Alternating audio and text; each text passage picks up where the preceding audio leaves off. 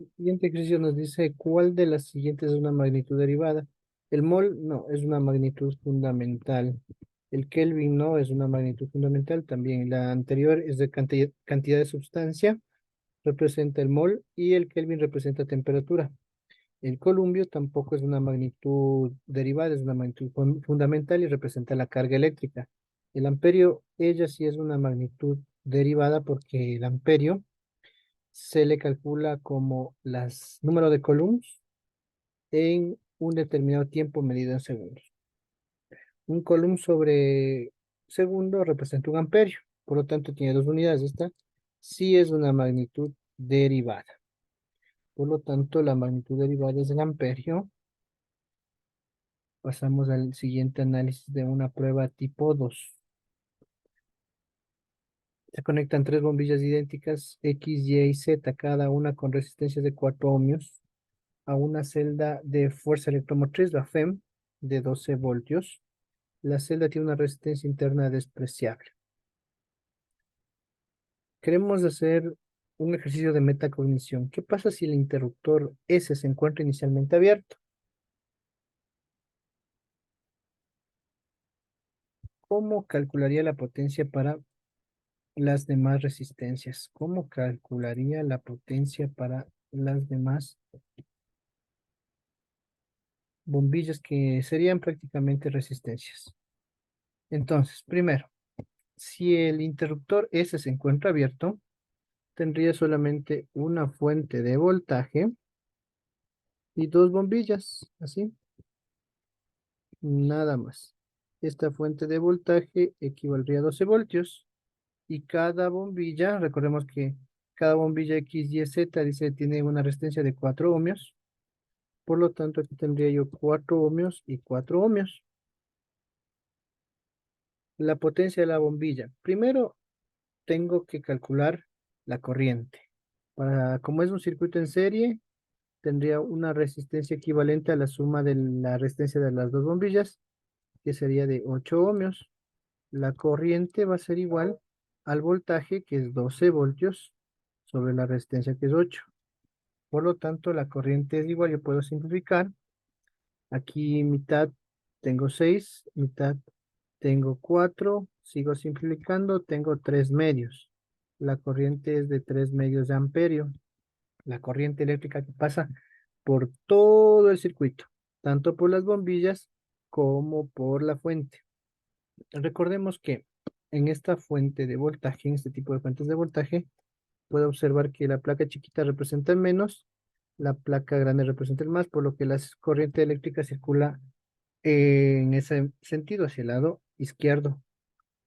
En elementos resistivos, en elementos pasivos, que son las dos bombillas, es al revés, entra por el más, sale por el menos, entra por el más, sale por el menos, la corriente eléctrica. Sabemos que cada una de esas bombillas va a tener una potencia. Primero, calculemos la potencia total de la fuente de voltaje, recordando que la potencia es igual a V por I, voltaje por corriente. La potencia total sería igual a voltaje 12 voltios por la corriente, que es 3 medios de amperio. La potencia total del circuito sería 12 por 3 medios, que sería 18 watts. La potencia se mide en watts. Tengo la potencia del circuito, la potencia total. Ahora, si quiero saber la potencia de cada uno de los elementos, puedo calcular la potencia de la resistencia de 4 ohmios, la calculo como corriente al cuadrado por la resistencia. Potencia es igual a corriente, es 3 medios, esto elevado al cuadrado, y multiplico por la resistencia, que sería 4 ohmios. 3 medios al cuadrado queda 9 cuartos por 4, 4 con 4 se van, y me queda una potencia de 9 watts. Esta potencia de 9 watts es la potencia de cada de cada uno de los focos. Como son dos focos, tendré una potencia de 18 watts. Entonces, eso implica que los 18 watts que tenía aquí se distribuyeron de forma equitativa para cada uno de los focos. Tanto la potencia del foco 1 como la potencia del foco 2 va a ser equivalente a 9 watts. En la siguiente parte nos menciona, indique cómo aumentaría la corriente de la batería cuando se cierre interruptor S. A ver, tenemos ahora el interruptor S y se cierra. Automáticamente el circuito cambia su connotación y distribución. Eso significa que aquí tengo la fuente de voltaje.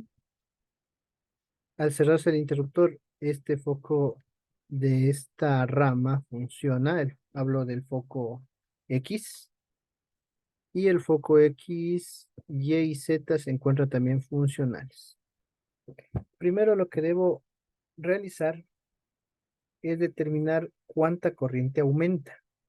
Sabemos que inicialmente, cuando el circuito estaba sin conectar el interruptor S, teníamos una corriente de 3 medios de amperio, equivalente a 1,5 amperios.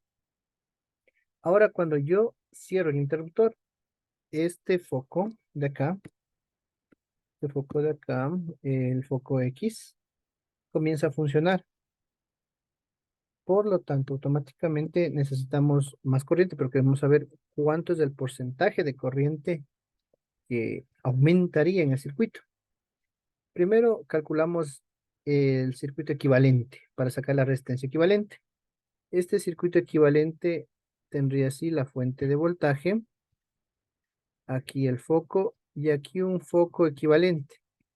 Este foco equivalente, como está en serie, valdría 8 ohmios, mientras que este foco equivale a 4. Ahora, esto me permite determinar que estos dos focos están en paralelo. Al estar en paralelo, estos dos focos tendrían 1 sobre resistencia equivalente es igual a 1 sobre 4 más 1 sobre 8. Por lo tanto, 1 sobre resistencia equivalente es igual. Hacemos la suma de fracciones rápidamente. Tendríamos un cuarto más un octavo equivale a 3 octavos. 3 octavos. Estos 3 octavos doy la vuelta y la resistencia equivalente es igual a 8 tercios.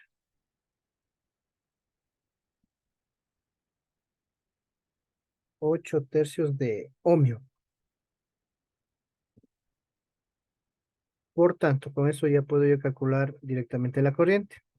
La corriente va a ser igual a voltaje sobre resistencia. La corriente es igual al voltaje, que es 12 voltios porque están en paralelo todos los elementos, sobre la resistencia equivalente que es 8 tercios. Dividimos 12 dividido para 8 tercios y obtenemos 9 medios. 9 medios de amperio, o sea, 4,5 amperios.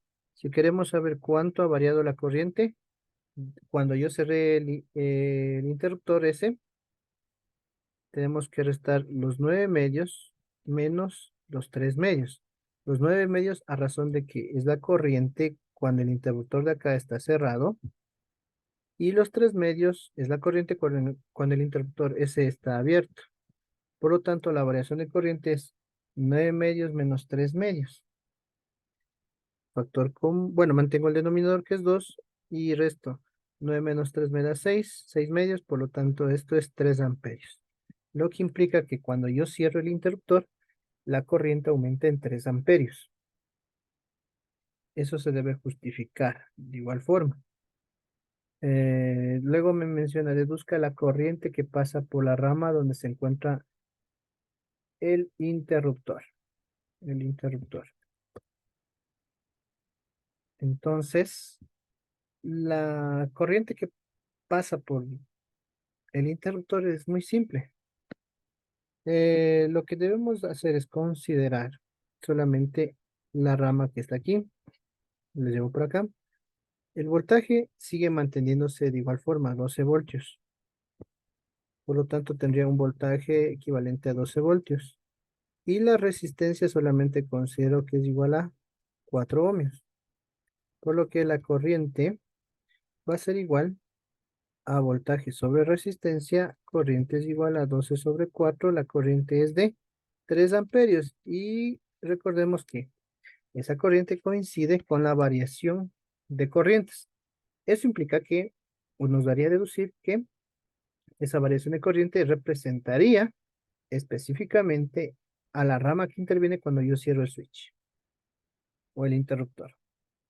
Y ahí quedaría el problema solucionado.